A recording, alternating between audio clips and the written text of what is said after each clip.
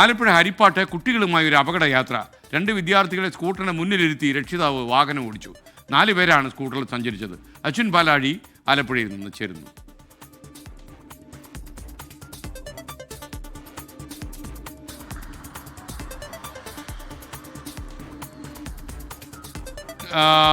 പറയൂ, വിവരങ്ങൾ പറയൂ.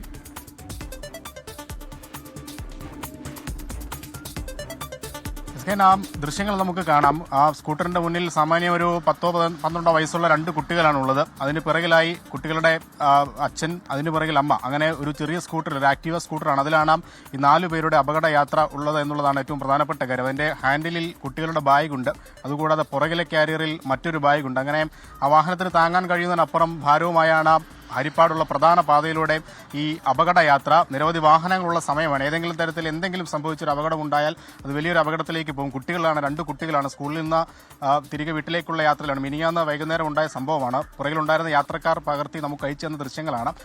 2 യൂണിഫോമിലുള്ള കുട്ടികളാണ്.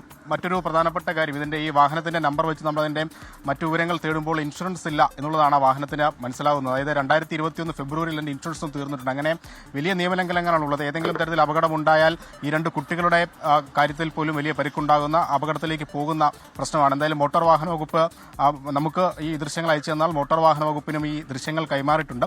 ഏതെങ്കിലും തരത്തിൽ നടപടികളിലേക്ക് പോകുമോ എന്നുള്ളതാണ് അറിയേണ്ടത്. എന്തായാലും ഇങ്ങനെയുള്ള അപകടയാത്രകൾ, പ്രത്യേകിച്ച് കുട്ടികളെ ഉൾപ്പെടുത്തിയുള്ള അപകടയാത്രകൾ തീർത്തും നമ്മുടെ നിരത്തുകളിൽ നിന്ന് ഒഴിവാക്കണം എന്നുള്ളതാണ് പൊതുവെ ഒരു അഭിപ്രായം. അശ്വിൻ പാലാഴിയാണ് വിവരം നൽകിയത്.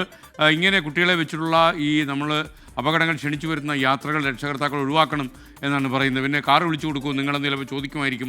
പക്ഷേ മറ്റെന്തെങ്കിലും കാര്യം വലിയൊരു അപകടത്തിലേക്ക് പോകും. നമ്മളെപ്പോഴും വണ്ടിയിലൊക്കെ സഞ്ചരിക്കുമ്പോൾ നമുക്ക് മാത്രം അപകടം വരില്ല, മറ്റുള്ളവരെല്ലാം അപകടത്തിൽപ്പെടും എന്നൊരു മിഥ്യാധാരണയിലാണ് നടക്കുക. നമുക്കും എപ്പോഴും അപകടം കൺമുന്നിൽ ഉണ്ടാകുമെന്നൊരു ചിന്തയാണെങ്കിൽ ഈ സ്കൂട്ടറിൽ ഇത്രയും ആൾക്കാരെയും വെച്ചിട്ട് അദ്ദേഹം യാത്രയില്ല. ആ പേരൻ്റ് മോട്ടോർ വാഹന വകുപ്പ് കഠിനമായ ശിക്ഷ നൽകിയില്ലെങ്കിൽ പോലും അദ്ദേഹത്തെ കാര്യമായി ഉപദേശിക്കണം എന്നാണ് നമുക്ക് പറയാനുള്ളത്.